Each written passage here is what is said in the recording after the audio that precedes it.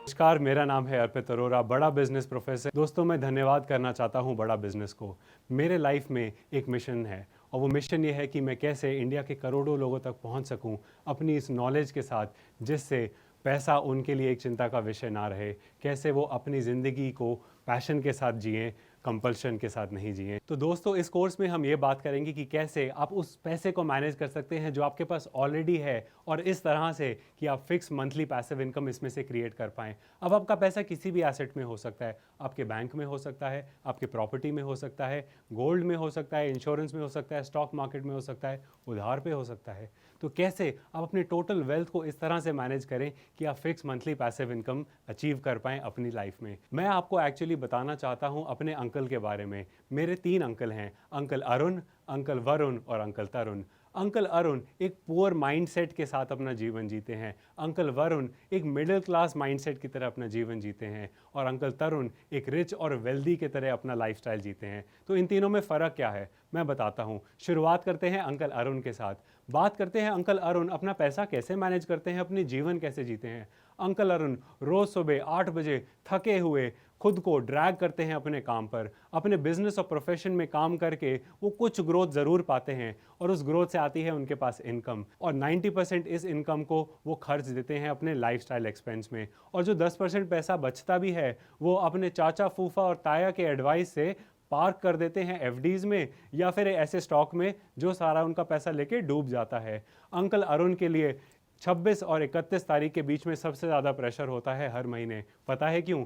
क्योंकि 26 तारीख तक उनका सारा पैसा खत्म हो जाता है और वो वेट करते हैं महीने की 1 तारीख का। अंकल अरुण पूरे साल में एक ही हॉलिडे लेते हैं, और वो भी बड़ी मुश्किल से पैसा जोड़ के वो शिमला ही जा पाते हैं। ये है स्टोरी मेरे अंकल अरुण की, और ये कंप्लीटली डिफरेंट है मेरे अंकल तरुण से, क्योंकि मेरे अंकल तरुण एक कंप्लीटली डिफरेंट लाइफस्टाइल जी रहे हैं। वो एक रिच और वेल्दी लाइफस्टाइल जी रहे हैं। मैं कुछ उनके बारे में आपको बताता हूँ कि कैसे वो अपनी ज़िंदगी और अपना पैसा मैनेज करते हैं। अंकल तरुण रोज़ सुबह उस साहस के साथ उठते हैं, अपने बिजनेस और प्रोफेशन में काम करते हैं जहाँ पे उनको बहुत ग्रोथ मिलती है। वो ग्रोथ से उनको उसी तरह से पैसा आता है जैसे अंकल अरुण को आता था। लेकिन यहाँ पे सिनारियो बदल जाता है। अंकल अरुण पहले अपनी सारी इनकम को लेते हैं और उसमें से पैसा निकाल के अपने गोल्स की तरफ इन्वेस्ट करते हैं, जो उनके बच्चों की एजुकेशन, उनकी मैरिज, उनके लॉन्ग टर्म ड्रीम्स को अचीव कराती है। और जो पैसा बचता है वो जाता है उनके वेल्थ पूल में। दोस्तों, अभी तक उन्होंने एक भी पैसा नहीं खर्चा है अपने लाइफस्टाइल एक्सपेंस पे। वो इस वेल्थ पूल को इस तरह से मैनेज करते हैं कि इसमें से फिक्स्ड मंथली पैसिव इनकम उनके पास आती है, महीने में 1 बार नहीं, महीने में 3 बार। और इसीलिए अंकल अरुण के घर पे कैलेंडर भी नहीं है, क्योंकि तारीख देखने की कोई ज़रूरत ही नहीं है। तो ये पैसिव इनकम उनके लाइफस्टाइल के खर्चे को मैनेज करती है, और अंकल तरुण पैसे के लिए नहीं, पैशन के लिए काम करते हैं। दोस्तों, मेरे तीनों अंकल में एक सबसे बड़ा डिफरेंस है, और वो है मेंटालिटी, माइंडसेट। तो 3 तरह के माइंडसेट हैं, एक है पुअर, एक है मिडिल क्लास और एक है रिच। अंकल अरुण जो पुअर माइंडसेट के साथ जीते हैं, अंकल वरुण जो मिडिल क्लास माइंडसेट के साथ जीते हैं, और अंकल तरुण रिच माइंडसेट के साथ जीते हैं। तो वो अपने इनकम और एक्सपेंसेस को कैसे मैनेज करते हैं ये मैं आपको अब बताता हूँ।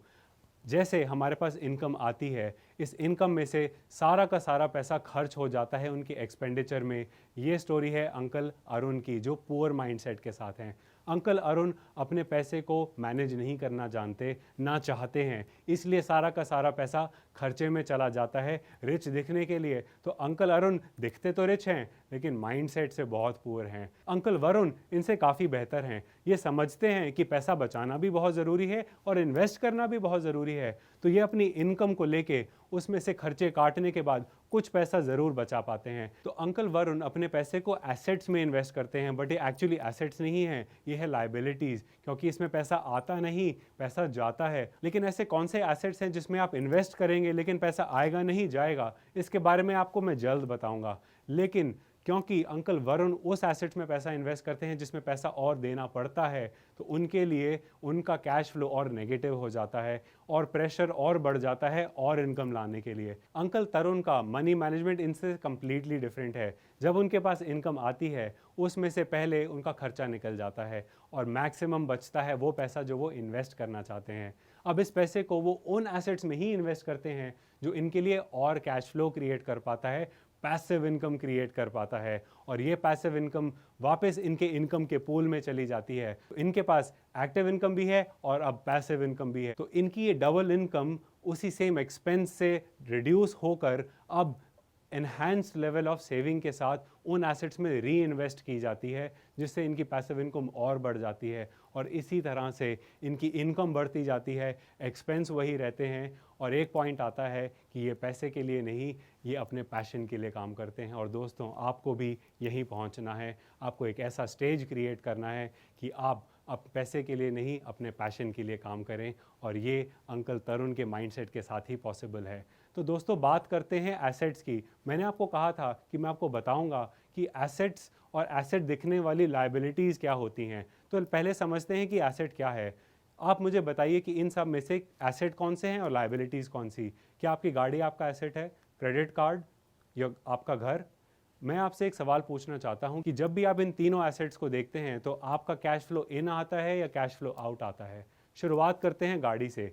अगर आज आप एक होंडा सिटी खरीदने जाएं तो आपकी ईएमआई मान लीजिए 20 से 30 हज़ार रुपये के बीच में आती है। इसके ऊपर आपको पेट्रोल का खर्चा देना है, इसके ऊपर आपको गाड़ी के मेंटेनेंस का खर्चा देना है, इसके ऊपर अगर आप ड्राइवर रखते हैं तो उसका खर्चा भी देना है। एक 10 लाख रुपए की गाड़ी भी आपको 40 से 50 हज़ार रुपये की पड़ती है अगर आप उसको ओन करते हैं। अगर आप अपनी ही गाड़ी को रिप्लेस कर दें कैब सर्विस के साथ जो ओला और उबर जैसी है, तो आप 1500 किलोमीटर भी 10 से 15 हज़ार के बीच में कवर कर सकते हैं। दोस्तों, आप समझिए, आपकी गाड़ी आपका एक लायबिलिटी है। मैं नहीं कहता कि आप अपनी गाड़ी बेच दें, लेकिन इसको डेफिनेटली एसेट बोलना बंद कर दें और वो गाड़ी ना खरीदें जो आपको रिच दिखाती है। आपकी गाड़ी आपका एक टूल है जो आपको पॉइंट ए से पॉइंट बी लेके जाता है। अगर आप इस चीज़ को एक ऐसे टूल की तरह ट्रीट करें जो आपको रिच दिखाना चाहती है, तो आप एसेट नहीं, आप लायबिलिटीज़ में इन्वेस्ट कर रहे हैं जो आपका कैश फ्लो आपसे छीनता है, पैसिव इनकम नहीं देता। आपका एक और एग्जांपल लेना चाहता हूँ। बहुत सारे ऐसे लोग मानते हैं कि उनका घर उनका सबसे बड़ा एसेट है। मेरा मानना है कि ये उनकी सबसे बड़ी मिस्टेक है। मैं बताता हूँ क्यों। क्योंकि आपका घर आपका सबसे बड़ा कैश फ्लो नेगेटिव है। ये क्यों है, मैं आपको एक सिंपल एग्जांपल देता हूँ। मान लीजिए आपका घर 50 लाख रुपए का है। अब आप इस 50 लाख के घर को बेच दें और यही पैसा को एफडी में डालें तो आपको 6% बैंक दे सकता है। अब इस 6% पे आपको 50 लाख के ऊपर 3 लाख रुपए हर साल मिल सकते हैं, राइट? तो अब इस 3 लाख रुपए को अगर आप अपने बैंक से पैसिव इनकम के फॉर्मेट में लें और अपने इसी घर को जिसको आपने बेचा है उसी में रहना शुरू कर दें एज ए टेनेंट, तो आपको कितना इंटरेस्ट देना पड़ेगा, आपको कितना रेंटल देना पड़ेगा? आपको सिर्फ और सिर्फ 2 से 3% का रेंट देना पड़ेगा उसी घर में रहने के लिए जिसको आपने बेच के, जिसका पैसा उठा के आपने एफडी में डाला है। दोस्तों, आप इस बात को जानें कि अगर आप इस चीज़ को करते हैं तो आप 3 से 4% एक्स्ट्रा रिटर्न कमा रहे हैं अपने 50 लाख पर। दोस्तों, ये बात समझें कि आप इतना पैसा भी खर्चते हैं अपने घर की मेंटेनेंस में और आपका घर आपकी लायबिलिटी बन जाता है, आपका एसेट नहीं। बहुत सारे लोगों का ये भी कहना है कि उनके घर की वैल्यू भी तो बढ़ती है, तो हम सिर्फ रेट ऑफ इंटरेस्ट और रेट ऑफ रेंट को नहीं ले सकते।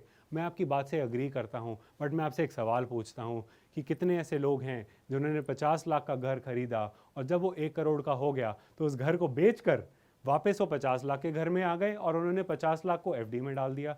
क्या ऐसा कोई करता है? कोई नहीं करता। सब अपने घर के साथ इमोशनली अटैच्ड हैं और वो अपने घर को एक एसेट की तरह नहीं, एक लायबिलिटी की तरह यूज़ कर रहे हैं। तो अगर हम बात करें इन्वेस्टमेंट्स और एसेट्स की, तो आपकी गाड़ी और आपका घर आपके एसेट्स नहीं हैं, लायबिलिटीज़ हैं। ये लायबिलिटीज़ आप रख सकते हैं बट इनको एसेट्स ना बुलाइए। मेरी सिर्फ़ और सिर्फ यही दरख्वास्त है। मैं आपको ये सब इसलिए समझा रहा हूँ क्योंकि मैं चाहता हूँ कि आप समझें कि एक एसेट और एसेट दिखने जैसी लायबिलिटी में क्या फ़र्क है। क्योंकि अगर आप इस माइंडसेट को अंकल तरुण की तरह अपने माइंड में डाल पाएंगे तो ही आप पैसिव इनकम सारी लाइफ तक अपने लाइफ में क्रिएट कर पाएंगे। सो अगर हम बात करें uncle Arun, uncle Varun, uncle Tarun की, तो इनके माइंडसेट में क्या फ़र्क है। अंकल अरुण बहुत ही क्लियर हैं, उनको मंथ टू मंथ ही जीना है। इनफैक्ट वो तो मंथ भी पूरा नहीं कर पाते, लेकिन उनका माइंड बिल्कुल क्लियर है कि उनको जितने भी इनकम आती है ऑलमोस्ट उतना ही खर्चा करना है रिच दिखने के लिए। उनका माइंडसेट बहुत ही कंजर्वेटिव है और मोस्ट इंपॉर्टेंटली वो दिन पर दिन जीना चाहते हैं। अंकल वरुण इससे मच बेटर हैं क्योंकि वो मिडिल क्लास की तरह सोचते हैं। वो कंफ्यूज्ड हैं क्योंकि उनके एक्शंस तो अंकल अरुण जैसे हैं जो पुअर माइंडसेट के हैं, लेकिन उनके एस्पिरेशन जहां वो जाना चाहते हैं वो अंकल तरुण की तरफ है, तो वो बीच में ही रह जाते हैं दोनों तरफ खिंचते हुए। तो वो बनना तो रिच चाहते हैं, लेकिन उनकी थिंकिंग और एक्शन सारे पुअर जैसे हैं। अब बात करते हैं अंकल तरुण की, मेरे फेवरेट अंकल। ये बहुत ही क्लियर हैं, ये अपने लाइफ में पैसिव इनकम क्रिएट करना चाहते हैं अपने एग्जिस्टिंग एसेट्स के साथ। ये अपग्रेड करना चाहते हैं अपनी फाइनेंशियल नॉलेज को, अपनी फाइनेंशियल लर्निंग को, अपने फाइनेंशियल आईक्यू को, ताकि वो आज के सिस्टम्स के साथ, आज की नॉलेज के साथ, आज के टूल्स के साथ बिना अपना समय दिए पूरी ज़िंदगी पैसिव इनकम क्रिएट कर पाएँ। दोस्तों, मैं आपको एक कोटेशन बताना चाहता हूँ, और ये कोटेशन है कि without financial education your money flows to those who most profit from your financial ignorance. ये रॉबर्ट कियोसाकी ने कहा था। इसका क्या मतलब है मैं आपको बताता हूँ। अगर आप खुद को फाइनेंशियली एजुकेट नहीं करते, अगर आप अपना फाइनेंशियल आईक्यू नहीं बढ़ाते, तो आपका वो पैसा जो आपके बैंक में है वो यहाँ से निकल के उन लोगों के पास चला जाएगा जो आपके फाइनेंशियल एजुकेशन का फ़ायदा उठा रहे हैं, आपकी फाइनेंशियल इग्नोरेंस का फ़ायदा उठा रहे हैं। इसके कॉमन एग्जांपल्स हैं इन्फ्लेशन, टैक्सेस, चार्जेस और बहुत सारे ऐसे तरीके जिसके थ्रू आपके जोड़े हुए पैसे आपके बैंकर, आपके म्यूचुअल फंड एजेंट, आपके गवर्नमेंट के पास जा रहे हैं। सो दोस्तों, मैं अगली वीडियो में यही आपको सिखाने वाला हूं कि कैसे आप अपने एग्जिस्टिंग एसेट, अपने एग्जिस्टिंग वेल्थ को कैसे मैनेज कर पाएं और उससे पैसिव इनकम क्रिएट कर पाएं, अपना पहला स्टेप ले पाएं। आज की वीडियो को देखने के लिए आपका बहुत बहुत धन्यवाद। हमारी आने वाली वीडियो को देखते रहिए और अपने पैसिव इनकम की जर्नी की तरफ आगे बढ़ते रहिए।